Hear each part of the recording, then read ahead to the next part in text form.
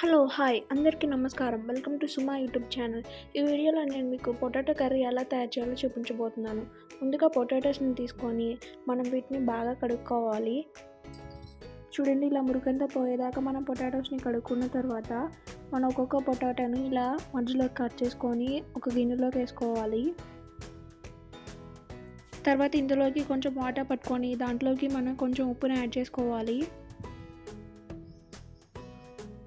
ఉప్పుని యాడ్ చేసుకున్న తర్వాత మనం దీన్ని పొయ్యి మీద పెట్టి ఉడికించుకోవాలి. ఒక 10-15 మినిట్స్ ఉడికించుకుంటే సరిపోతుంది. తర్వాత దీంట్లోకి ఒక ఉల్లిపాయ, 2 పచ్చిమిరపకాయలని ఇలా మనం చందమామల్లాగా సన్నగా కట్ చేసుకొని పక్కకు పెట్టుకోవాలి. తర్వాత కొంచెం అల్లం, ఇంకో 2-3 చిన్నులపాయ రబ్బలు వేసి మనం ఇలా పేస్ట్లా రెడీ చేసుకొని పక్కకు పెట్టుకోవాలి. ఇప్పుడు మనము ముందుగా ఉడకపెట్టుకున్న బంగాళదుంపలు తోలు తీసేసి ఇలా మనం మరీ చిన్నగా కాకుండా మీడియం సైజులో కట్ చేసుకొని పక్కన పెట్టుకోవాలి.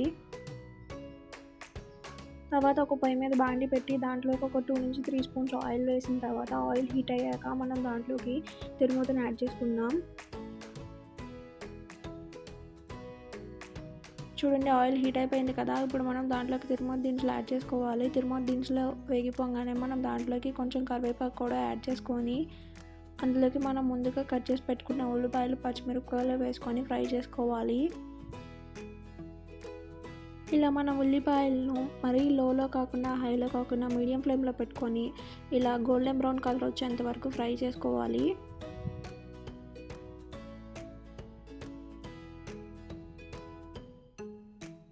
చూడండి, గోల్డెన్ బ్రౌన్ కలర్ వచ్చేసింది కదా. ఇప్పుడు మనం ముందుగా మిక్సీ పట్టి పెట్టుకున్న అల్లం వెల్లుల్లి పేస్ట్ని దీంట్లోకి యాడ్ చేసుకొని ఒక 2-3 మినిట్స్ మనం ఫ్రై చేసుకోవాలి.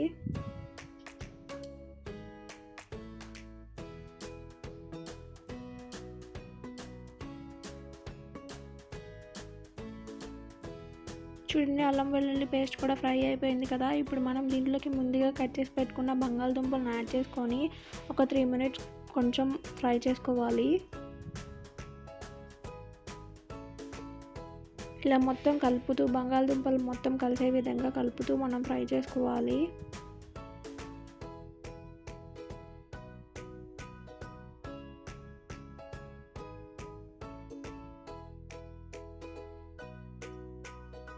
చూడండి, బంగాళదుంపలు కూడా ఫ్రై అయిపోయాయి కదా. ఇప్పుడు మనం దీంట్లోకి కొంచెం ఉప్పు, ఇంకా మనం పసుపు, సాంబార్ కారం యాడ్ చేసుకోవాలి. సాంబార్ కారం లేని వాళ్ళు కొంచెం ధనియాల పొడి, కొంచెం జీలకర్ర పొడిని కూడా యాడ్ చేసుకొని బాగా కలుపుకోవాలి.